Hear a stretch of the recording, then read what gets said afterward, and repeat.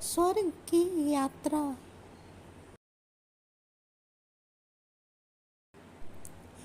बादशाह अकबर के दरबार के अधिकांश मंत्री बीरबल से जलते थे। उन्हें बीरबल की अकबर से निकटता फूटती आँख नहीं सुहाती थी। अकबर का बीरबल पर अति विश्वास था।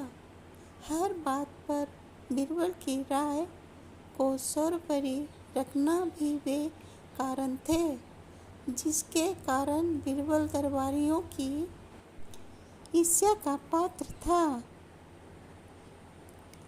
दरबारी जानते थे कि बीरबल के रहते वे कभी बादशाह अकबर के प्रिय नहीं बन सकते। एक दिन उन्होंने बीरबल को अपने रास्ते से हटाने की साजिश की। इस साजिश में उनका सहायक बना बादशाह अकबर का नाई। नाई को बादशाह अकबर के बाल काटते समय उनसे वार्तालाप करने का अवसर मिल जाता है।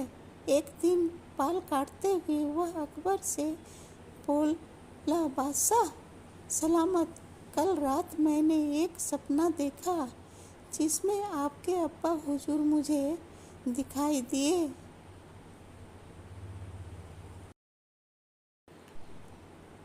अपने पिता की बात सुनकर अकबर भावुक हो गए।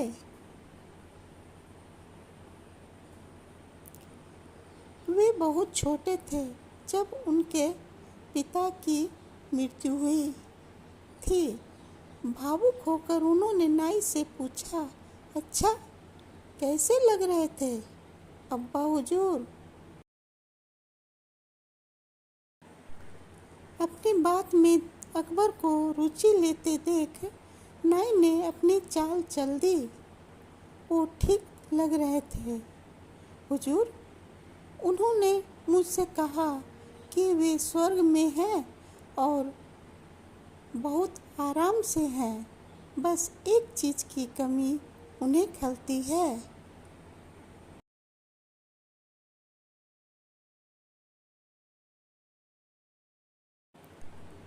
वह क्या?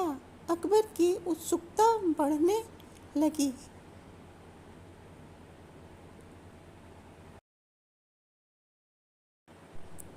हुजूर, वहाँ उनका मनोरंजन करने वाला कोई नहीं है, इसलिए वे खुश नहीं रहते।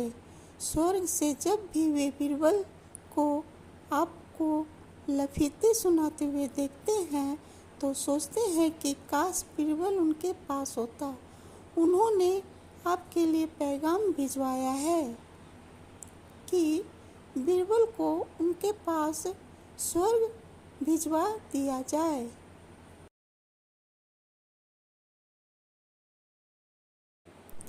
बीरबल अकबर को अति प्रिय थे, लेकिन अपने पिता की इच्छा पूरी करने के लिए उन्होंने निर्णय लिया कि वे बीरबल को अपने पिता के पास स्वर्ग भेज देंगे। अगले दिन उन्होंने बीरबल को अपना फरमान सुना दिया।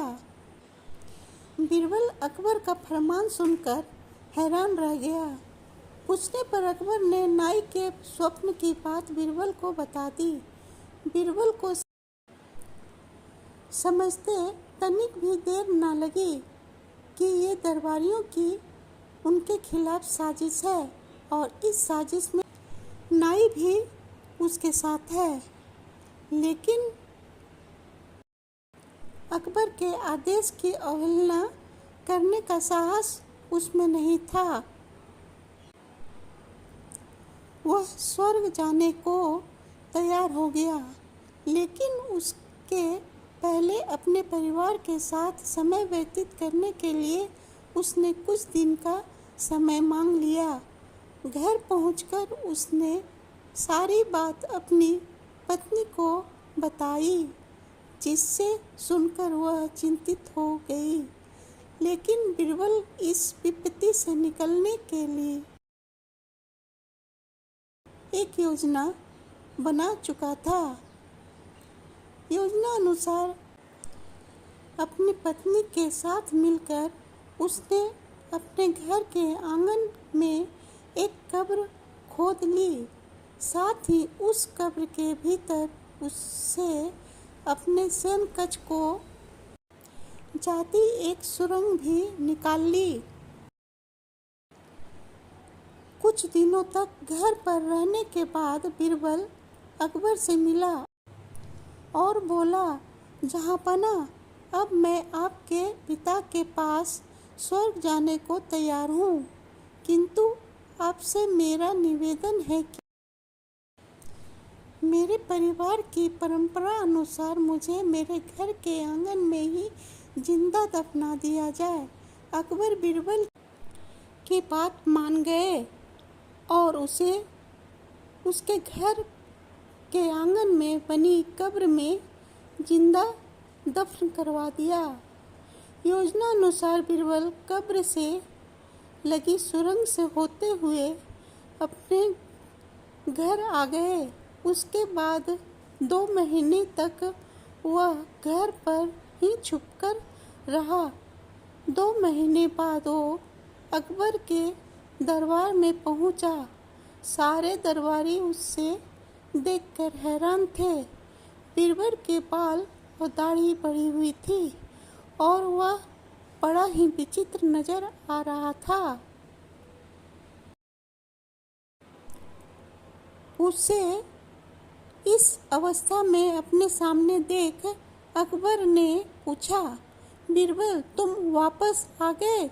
हमें बताओ, हमारे अब्बा हुजूर कैसे हैं और तुमने अपनी ये कैसी हालत बना ली है? सब ठीक तो है? जी जहाँपना, स्वर्ग में सब ठीक है। मैं आपके पिताजी से मिला और उन्हें खूब सारे लतीफ़े सुनाकर उनका मनोरंजन भी किया। आपके पिता खुश भी बहुत हुए,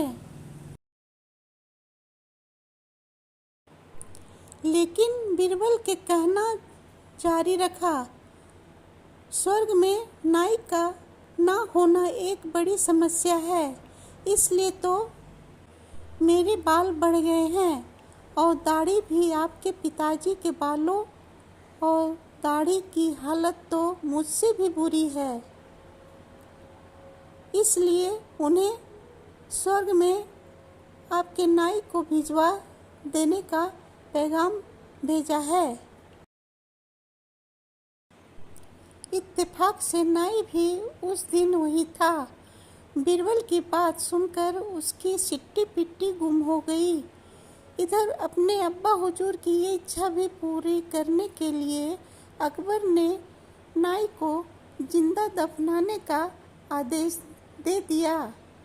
ये आदेश सुनकर डर के मारे नाई अकबर के पैरों पर गिर पड़ा और बीरबल को फंसाने की योजना और उसमें शामिल मंत्रियों के बारे में अकबर को सब कुछ बता दिया। फिर क्या, साजिश कर्ताओं को उनकी साजिश की सजा मिलनी ही थी। अकबर ने सबको 50-50 कोड़े लगवाए। बीरबल अपनी जान बचा ली।